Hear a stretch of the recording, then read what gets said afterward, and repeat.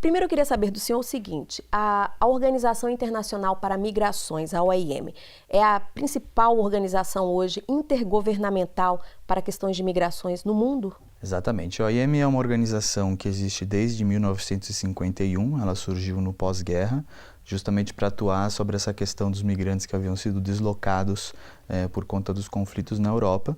E ao longo do século XX ela foi evoluindo, mudando o seu escopo de atuação, até que finalmente chegou ao nome que nós temos hoje, né, Organização Internacional para as Migrações. Já temos 173 membros, né, na organização, além de 8 estados observadores.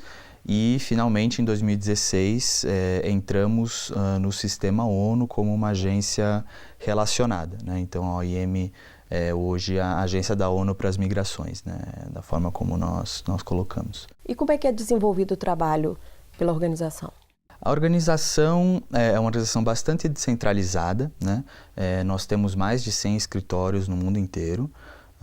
E ela é uma organização que atua muito com base em projetos, ou seja, nós temos uma série de projetos, né, centenas de projetos ativos no mundo todo, e eles estão todos relacionados à migração nas suas mais diversas facetas. Então trabalhamos tanto, por exemplo, com a questão de emergência relacionada a deslocamentos e a fluxos migratórios, como também, por exemplo, capacitação a agentes públicos, a sociedade civil, para melhorar a resposta e a atuação sobre as migrações, o atendimento a migrantes. Também trabalhamos bastante com temas, por exemplo, relacionados a tráfico de pessoas, a migração laboral e a facilitação da migração, ao retorno voluntário e reintegração. Então é uma organização que tem um escopo de atuação bastante amplo. Trabalhamos também com uma definição de imigrante que é bastante abrangente, né? E os projetos estão sempre relacionados a esses temas. Então, de fato, é um trabalho bastante grande para abarcar a complexidade dos fluxos migratórios contemporâneos. Como é que o senhor avalia essa questão da migração no Brasil? O Brasil é um país que, como todos sabem, historicamente sempre recebeu muitos migrantes, e também muitos brasileiros emigraram e continuam emigrando hoje, né? E temos uma presença de imigrantes que é bastante significativa em alguns pontos do país, como nas cidades de fronteira, e em grandes capitais como São Paulo, que, como todos sabem, é bastante conhecida pela presença e pela diversidade dos migrantes que vivem lá. Apesar disso, o Brasil não é um país que tem um número de imigrantes muito grande com relação à sua população, né?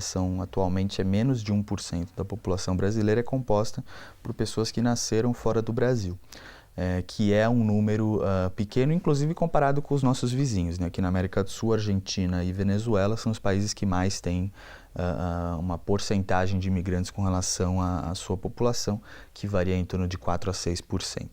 E outros países, né, mais tradicionais ou que recebem até mais gente, como por exemplo os Estados Unidos, a Alemanha, o Reino Unido, já tem aí uma porcentagem muito maior do que o Brasil. Então, apesar de ser um número absoluto importante, significativo, em termos relativos o Brasil ainda tem uma população migrante bastante pequena, né?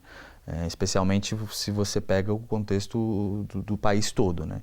Se você vai para cidades como São Paulo, se você vai hoje em dia para Boa Vista, a população migrante é muito maior, mas ainda concentrada nesses centros, né? Relativo à população toda, temos um número baixo.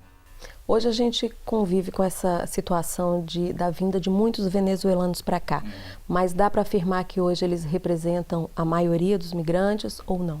Eles ainda não representam a maioria dos migrantes, de fato eles são a entrada, né?